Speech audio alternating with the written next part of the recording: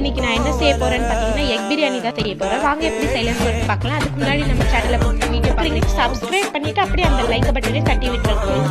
ஒரு table spoon மிளகாத்தூள், 1/2 table spoon garam masala, 1/2 table spoon மஞ்சள் தூள் போட்டு நம்ம முட்டை இதில் ஆட் பண்ணி ஃப்ரை பண்ணி எடுத்துக்கலாம். அதே எண்ணெயில பாத்தீங்கன்னா லவங்கா, பட்டை, ஏலக்காய் போட்டுட்டு ஆட் பண்ணிக்கலாம். வெங்காயம் வதங்கின உடனே 3 பச்சை மிளகாய் ஆட் பண்ணிட்டு இஞ்சி பூண்டு பேஸ்ட் போட்டு இதை நல்லா கலந்து விட்டுட்டு தக்காளி ஆட் பண்ணிக்கலாம். தேவையான உப்பு போட்டு தக்காளி வதங்கின உடனே டேபிள் ஸ்பூன் மிளகாத்தூள், 1 டேபிள் ஸ்பூன் தனியாத்தூள், 1/4 table spoon garam masala, 1/2 table spoon மஞ்சள் தூள் போட்டு நல்லா கலந்து விட்டுட்டு 1 கப் தயிர் ஆட் பண்ணிக்கிறேன். இதை நல்லா கலந்து விட்டு திஞ்சு வந்த உடனே 1 கப் தண்ணி ஆட் பண்ணி இதை நான் மூடி வச்சிடுறேன். பார்த்தீங்கன்னா தண்ணி கொதிக்குது. நான் 1/2 hour ஊற வச்சிருக்க அரிசி இதில் ஆட் பண்ணி தேவையான உப்பு, கொஞ்சமா புதினா கொத்தமல்லி ஆட் பண்ணிட்டு இது 75% குக் ஆன பிறகு இதை நம்ம வடிகட்டி இதோட டேபிள மிக்ஸ் பண்ணிட்டு நம்ம ஃப்ரை பண்ணி வச்சிருக்க எக் இதில் ஆட் பண்ணிட்டு தம் போட்டுட்டோம்னா என்னோட ஸ்டைல்ல egg biryani recipe ready guys. நீங்களும் ட்ரை பண்ணி பார்த்துட்டு எப்படி வந்துச்சுன்னு சொல்லிட்டு மறக்காம கமெண்ட் செக்ஷன்ல பாருங்க. பை.